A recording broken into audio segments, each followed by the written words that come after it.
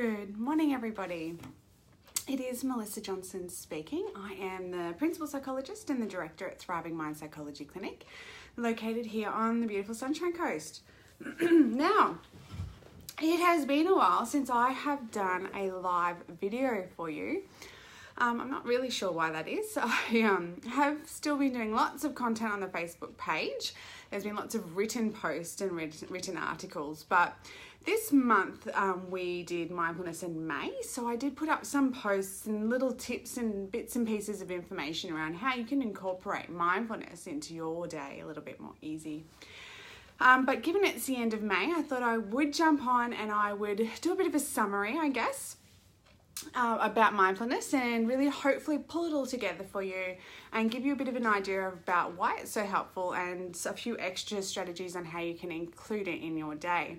Now, I've got to apologise, the lighting is absolutely terrible in here. I've done everything I can, so I'm just going to roll with it. Now, of course, mindfulness is all about anchoring yourself in the present moment in a very purposeful, non-judgmental way. Now, there's been a ton of research that suggests that mindfulness is actually very beneficial in improving your mood, so reducing the symptomology associated with depression, but it also be really helpful in reducing feelings of anxiety and stress and overwhelm. And I'm going to explain why that is.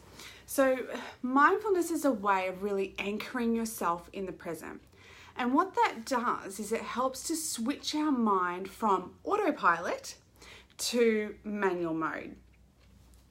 Now, the reason why autopilot can be very unhelpful is because when we're on autopilot, it's almost like our mind is just doing this subconscious wander. And sometimes we can follow our thought process down what I like to call a bit of a rabbit hole of depression or anxiety or worry. So when we're on autopilot, we can often do one of two things. The first is we can spend a bit of time dwelling on the past and we can ruminate and think about maybe what we did wrong or what we didn't do or what we haven't achieved or what went wrong or when this person did this or when I did this, and all of these sort of things we can reflect on or ruminate on more likely. And of course, when we're spending so much time in the past thinking about what didn't happen or what we didn't do or what someone did to us, it leads to feelings of sadness and depression. Hi Kim, thanks for watching. Just summing up mindfulness for the end of May. So spending so much time in the past really brings up feelings of low mood and depression. Now, the other thing we can do when we're on autopilot is spend a bit too much time in the future. So we can do the whole what ifs, what if this happens? What if my boss fires me? What if my colleague blames me for this? What if I go to the shopping centre and I start having an anxiety or a panic attack? What if I can't pay my bills? Okay, so we can spend a lot of time in the future doing the what ifs and doing worrying. And of course that brings up feelings of anxiety, stress, overwhelm. Now, I'm not saying that we should never look to the future and plan, and I'm certainly not saying we should never reflect on the past and learn from that, but we need to do it from a place where we're able to do it in a very reflective and productive manner. And the best way to do that is by grounding yourself in the present moment and using some mindfulness. So the other day I was listening to Mel Robbins, and if you don't know, I have spoken about Mel Robbins a few times. I quite like her. She's an American speaker. She's the author of the 5-Second Rule. She's not a psychologist, but she's a life coach. I think she's a CNN anchor.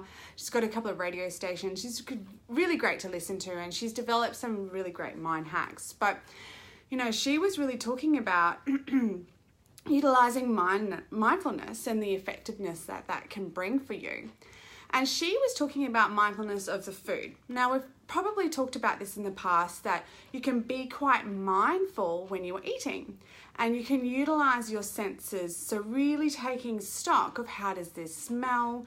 How does this feel? How is the texture in my mouth? How does it taste? And really enjoying eating that meal. And that's great. But what I would encourage you to do is expand past that a little bit more. So don't just utilize your senses in eating the meal, but do what Mel Robbins calls savouring. And I absolutely love this word. I'm going to use it much more often. So she talked about don't just savour the meal, but then expand past that and savour the people that you were with. So look around and enjoy or savour the person or the people that you were eating your meal with. Perhaps you want to look around and savour where you are. So if you're at home, really savour the fact that you're able to sit and enjoy a meal surrounded by all your lovely belongings in your home. Maybe you want to savour the fact that you're in your nice comfy warm pyjamas and you've got a lovely wood fire crackling by. Perhaps if you're not in the Sunshine Coast, no, I don't think many of us have that. Perhaps you want to savour, if you are out, you want to savour the environment that you're in and the restaurant that you're in, and really savour the sounds and the sights and the noise. Perhaps there's hustle and bustle, or perhaps there's lovely jazz music playing. So savour not just what you're eating, but expand past that a little bit and savour who you're with and where you are and how you feel. And then you might want to go a little bit further and actually express that. So you might want to say to the person that you're with, I'm really enjoying this meal with you. Or thank you so much for cooking this meal, it's lovely. Or I'm really enjoying being at this restaurant. Or I'm really enjoying just having some time to sit and eat. So not only are we being mindful, but we're starting to integrate things like gratefulness and thankfulness. Now, this is a lovely way to really ground yourself and cement yourself in the present moment. It's switching your mind from autopilot to manual mode. When you are in manual mode, it is of course far more pleasant than being on autopilot, scoffing down a meal, thinking about what your to-do list that you've got to hurry up and get done after dinner, or the bills that you've got to pay, or the washing up that's got to be done. Just take a moment to savor it. Why? Because we're switching from autopilot to manual mode. When we are in manual mode, we are able to clear up or make space in our frontal lobes. Our frontal lobes are the part of our brain that's really responsible for problem solving, rational decision making, things like that. When we have had a moment to switch to manual mode, we've been mindful, we've grounded ourselves, we've saved the moment, we've now cleared out our frontal lobes. We're now able to plan, to think forward. We might be able to go, okay, right, I know I've got these bills to pay. Let's do some problem solving. Let's think about it. Let's sort out what are my options. I know I need to go to work tomorrow and talk to my boss about this issue. Okay, how am I going to do that? How do I be assertive? We're much more able to problem solve and plan when we have switched from autopilot, utilizing mindfulness, onto manual mode. We've freed up our frontal lobes and we can actually be more productive. The same as if we choose to reflect on the past, rather than doing it in a way that's dwelling and unhelpful and bringing up feelings of guilt and low self-worth. You can do it in a way that we are now learning. We can choose to reflect and go, all right, I didn't quite do that so great. I didn't really address that issue very well, or I kind of missed that at work today, and learn from it. Think about, okay, what can I do differently next time? We can do these things much easier when we've cleared up our frontal lobes, when we use mindfulness, when we've really grounded ourselves in the moment in order to be much more productive.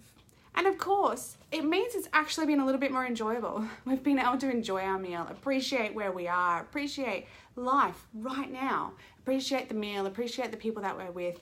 Even if it might not be exactly what we want right now, we still need to be able to take stock and appreciate where we are.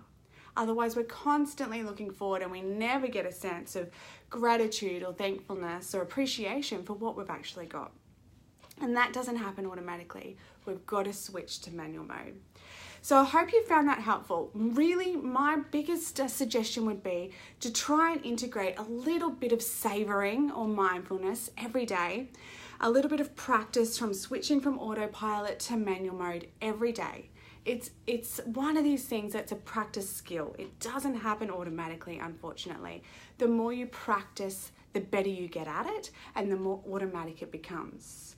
The more you practice, it means more often throughout the day, you're clearing up your frontal lobes to be productive, to deal with the issues that are coming up, to deal with the stress, to deal with your screaming child, to deal with your husband, to deal with your work issues. And we can do it much more effectively and with much more confidence. That is it for me today. I really hope that you found that helpful. Thank you for everyone who's watching live. I hope that you have enjoyed that. And I hope you go on to enjoy the rest of your Wednesday. That's it for me today. Enjoy the rest of your day. Bye-bye.